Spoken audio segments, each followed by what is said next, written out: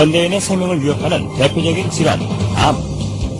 현대의학의 3대 암 치료법은 외과적 수술과 항암 대비 방사선 치료.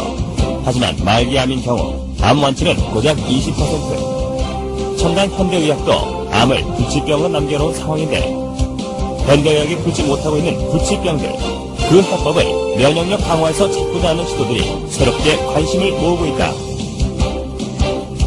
이런 가운데 산학연 협동의 면역 연구 개발은 경쟁력 있는 결실을 연이어 내놓고 있는데 과감한 투자와 지속적인 연구로 부작용 없는 면역 치료에 도전하는 우리 의료계의 변화.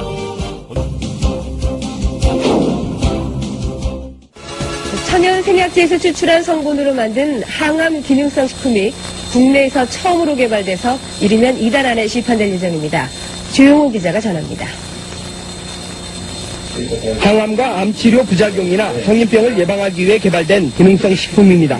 해모힘과 해바톤으로 이름 지어진 이들 식품은 생체 손상을 막고 소혈과 면역 증진, 생체 조직의 재생을 촉진하는 기능을 발휘합니다.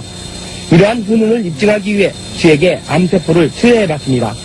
암세포가 계속 전이되는 왼쪽 쥐와는 달리 기능성 식품을 투여한 오른쪽 쥐에서는 암세포 억제 효과가 나타났습니다. 이번에 개발된 이 두 기능성 식품은 해바라기와 당귀 등 우리의 전통 한약재에서 그 성분을 추출했습니다. 생명공학과 방사선 기술로 천연생약제를 조합해 새로운 복합 물질을 만드는 방식을 썼습니다. 각각의 성분들을 분리를 해서 그것의 각각의 효능을 검증한 다음에 효능을 극대화할 수 있게 다시 그 성분들을 재구성한 겁니다. 종전의 천연생리 활성물질은 항암 효능에 한계가 있고 독성까지 강했습니다. 하지만 이번에 개발된 항암 기능성 식품은 여러 성분을 조합해 효능을 높이고 독성은 없앴습니다. 이들 항암 기능성 식품은 원자력 병원 등에서의 임상시험과 병행해 이번 달 안에 시판될 예정입니다. KBS 뉴스 조용호입니다. 환자의 면역력을 탁월하게 높여주는 새로운 생약 복합제가 국내 연구진에 의해 개발됐습니다. 임상시험 결과 백혈구 회복을 높여주고 암치료 부작용도 크게 없애주는 것으로 나타났습니다. 최성원 기자가 소개합니다. 생약을 섞어서 만든 해모임이란 생약물질입니다. 원자력 연구소는 천연생약제 30여 종을 집중 분석한 끝에 당귀와 천궁, 백작약 등을 재합성해 이 생약물질을 만들었습니다. 이들 생약제에는 면역을 활성화시키고 조혈장애를 없애는 황산화물이 있는데 연구팀은 이 성분들을 재구성하는 방법으로 면역 증강물질을 개발했습니다. 원자력 병원에서 임상시험을 한 결과 새 생약물질은 암 환자들의 면역력을 크게 높이는 것으로 나타났습니다. 유방암과 자궁암 환자 각각 12명에게 새 생약물질을 복용시켰더니 모두 회복 속도가 60% 정도 빨라졌습니다.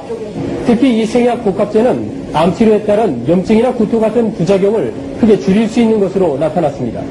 암 환자들은 치료를 받으면서 기력이 떨어져 문제가 됐지만 생약 복합제를 복용한 환자의 80%가량이 기력 회복에 큰 도움이 됐다고 답했습니다. 해모힘을 먹은 환자들은 전신 무력감이 많이 없어져서 더 약을 요구하는 환자들이 많았습니다.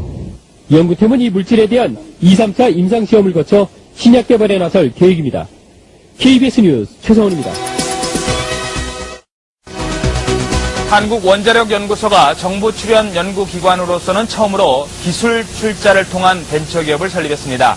이번 투자는 금전이 아닌 기술 투자에서 연구기관 벤처 창업의 새로운 모델로 평가받고 있습니다.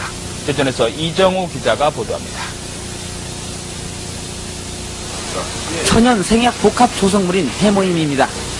한국원자력연구소가 중장기 연구개발 사업으로 개발한 이 생약 복합제는 동물 실험과 암 환자 임상실험에서 효능이 입증되고 있습니다. 이 물질은 임상실험 결과 면역세포 회복 증진과 염증 등의 부작용 억제 효과가 뛰어나고 방사성 치료에 의한 암 발생 억제 효과도 60% 이상 높은 것으로 확인됐습니다.